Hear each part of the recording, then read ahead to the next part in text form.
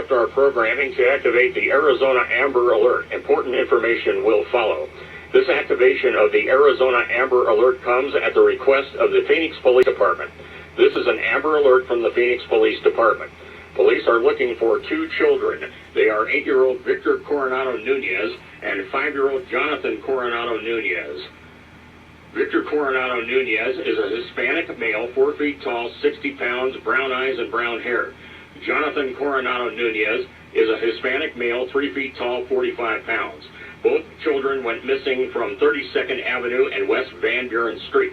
Police are also looking for 47-year-old Dimas Coronado. He is 5 feet inches tall, 180 pounds, wears a mustache, has brown eyes, brown hair, wears glasses at times. He is the biological father of the missing children. He may be driving a 2009 white Chevrolet Silverado 4-door truck, Arizona temporary license tag 43644T, lifted with custom rims.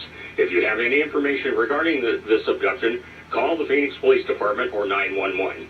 Please be listening for additional alert messages and updates on this situation. This has been an abducted child alert from the Arizona Amber Alert.